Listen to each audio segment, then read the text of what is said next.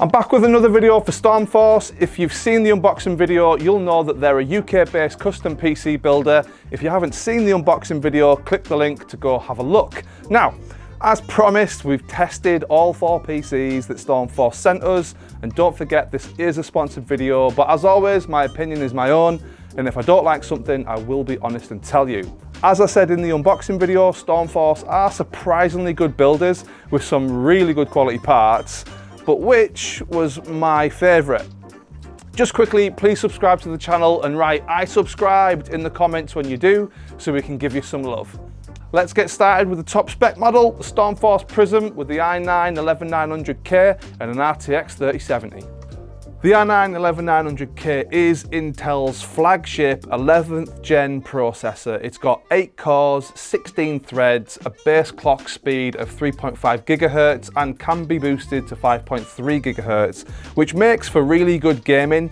The RTX 3070, it's okay for 4K gaming, but really, in my opinion, this is a 1440p GPU. It actually thrives at 1440p. But if you've only got a 1080p monitor, don't worry, it smashes 1082. The CPU and the 3070 were really impressive in both competitive and AAA single-player titles.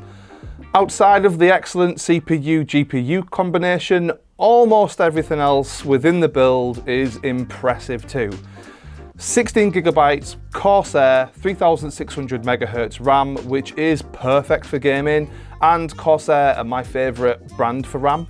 The motherboard is the always reliable Asus TUF Z590 with loads of room for upgrading if you need to in the future, and it has built-in Wi-Fi, although I'd always advise you to use an Ethernet cable while you're gaming. It also has an AIO liquid cooler from Cooler Master to help regulate the temperature of your CPU, with 2 fans pulling air from the outside in through the radiator, and then there's 1 more fan on the other side helping to push warm air out through the back of the system. Having that fan on the inside of the radiator is a little bit weird for me. I personally would have placed it on the top to help pull air out through the top of the case, but you know, it's perfectly fine where it is. Now, my only 2 very small cons for this machine are the Corsair 465X TG case could have better airflow. However, Stormforce have installed 5 120mm RGB fans, which does improve things, and I would have liked to have seen a bigger SSD.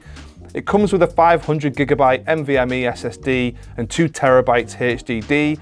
I guess the idea being that your OS favourite games are on the SDD and the HDD being used for storage of games, photos, movies that you're not using all the time. But for me, it is a bit of a clumsy way to operate. I would have just preferred to have had like a 1TB SSD for quick access to just anything and a decent amount of storage. My guess though is that they've probably done this to save some money and ultimately make the PC more affordable for you. And you know what, with the Z590 motherboard, you do have the option to upgrade later on, so it's not a deal breaker. Could have just been a little bit better.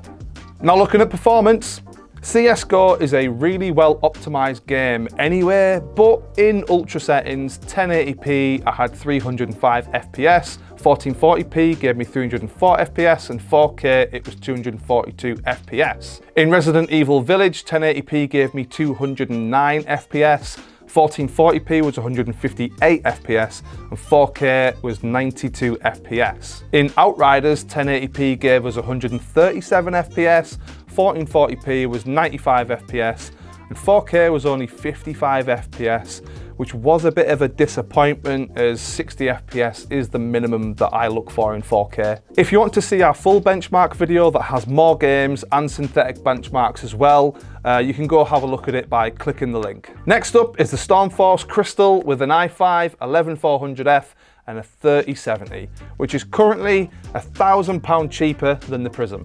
This machine is definitely for gamers that are looking for a bit more value over raw performance. It does have a 3070, but with the 11400F, it's not as powerful as the Prism, but in terms of price to performance, this system is near unbeatable. The i5-11400F is Intel's more affordable CPU from the 11th gen lineup, with 6 cores, 12 threads, a base speed of 2.6 GHz, and the potential to hit 4.4 GHz. This CPU isn't as powerful as the i9-11900K, but it'll still give you a decent performance. And as with the Prism, we see this machine also has the very good RTX 3070. The other components aren't as high-end as the Prism, but they're still reliable. We've got 16 GB of Corsair RAM, it's 3200 MHz this time, slightly slower than the 3600 in the Prism, but it'll still work wonders for gaming and, for general use.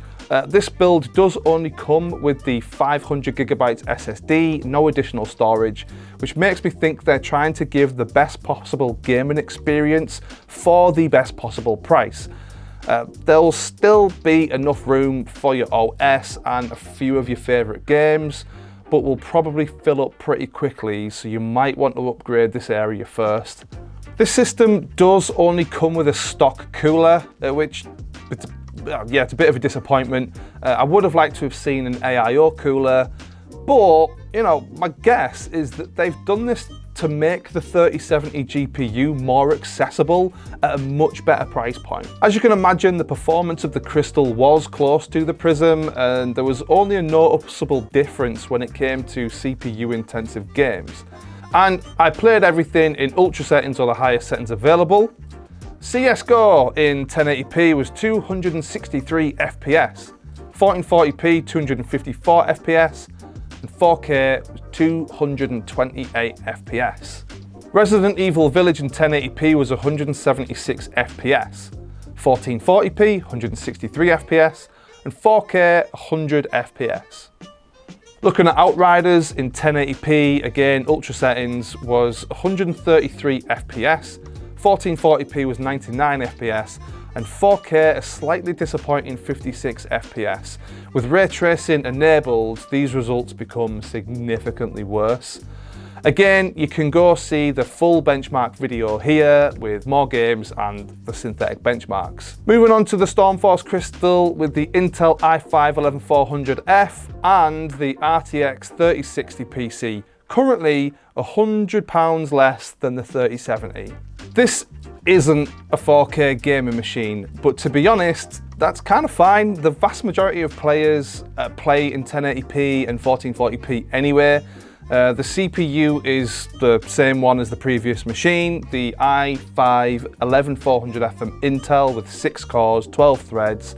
But the major difference here is with the 3060. Being Nvidia's value champion, it's geared towards 1080 and 1440p gaming, but don't buy this machine if you want to game in 4K. The RAM is the same, very good 16 GB 3200 MHz Corsair RAM that we've seen with the previous machine, and it also has a 500 GB SSD. So again, very much geared towards gamers who just need the OS and some games to sit on the SSD with no real need for lots of storage. But again, this is probably an area that I'd upgrade first. In terms of cooling, it's got a Cooler Master single fan AIO, which is good to see, but it's probably why the price is pretty close to the 3070 system. So looking at benchmark and performance, again, playing everything in the highest settings. CSGO gave me 263 FPS in 1080p, 1440p was 243 FPS, and 4K was 168 FPS. Resident Evil Village in 1080p was 169 FPS, 1440p was 115 FPS, and 4K was 67 FPS. Outriders in 1080p was 96 FPS, 1440p was 66 FPS, and 4K was a pretty dreadful 36 FPS. Again, with the RTX on, where available, the results are significantly less.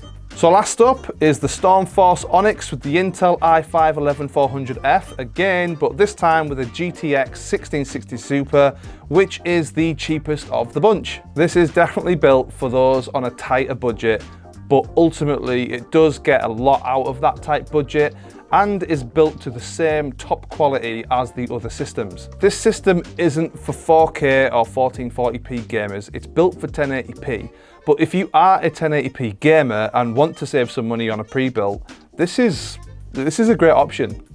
It's got the same Intel i5-11400F that we've already seen with the Crystal range system. It's Intel, it's 11th gen, it's a mid-range CPU. And to go with the CPU, Stormforce have gone with the old but reliable 1660 Super, which at one time was a sought-after budget option, and is, like I said, a 1080 beast for most competitive titles, but don't expect too much out of 1440p and 4K. Again, this system has the 16GB of RAM that we've seen in the two previous machines and 500GB of SSD storage. Ideally, again, it would be more, but one surprise is seeing a Wi-Fi motherboard at this budget-focused price point. The CPU has got a stock cooler, but again, at this price point, it does make total sense. So, looking at the performance benchmarks with, again, everything in the highest settings possible. CSGO gave me 274 FPS in 1080p, 225 FPS in 1440p, and 130 FPS in 4K. CSGO is a very well optimized game, so no surprises that it performs well here. In Resident Evil Village, it's 92 FPS in 1080p, 71 FPS in 1440p, and 41 FPS in 4K. And in Outriders, 1080p gave me 59 FPS, 39 FPS in 1440p, and 31 FPS in 4K. So, like I said, with some of the more modern AAA titles, 1080p only with this machine. So now that we've seen what each of these systems have to offer, I've got to say I'm pretty impressed with all of them. But which is my overall winner? Well, it's kind of a tough one. If you want the absolute best performance and the best raw power, it's got to be the Stormforce Prism with the i9-11900K processor. Yeah, it is the most expensive machine, but you are getting more for your money compared to the other models. That's a better CPU, better cooling, faster RAM, 2 TB of HDD storage, and with all the RGB, you know, it does look really cool as well. I can imagine this looking awesome on your desk at home. However, the best price to performance system, where you're getting your bang for your buck, it's got to be the Crystal i5 with the 11400F RTX 3070. It's a very gaming focused machine, significantly cheaper than the Prism, and there's only £100 between this and the 3060 machine, and you're getting the better performance from the 3070. The 3060, yeah, it does have a better cooler, but the 3070 system has a better motherboard, and considering there isn't that much price difference, I'd go with the 3070 and maybe upgrade to an AIO cooler later on. But have a look in the description for the links to all these amazing pre-built systems from Intel and Stormforce. And for a limited time, you can get 5% off using the code WEPC. It is a great deal. Go and have a look. Really, really good. Don't forget to subscribe to the channel, join our Discord, hit the notification bell, give me a thumbs up, and thank you for watching.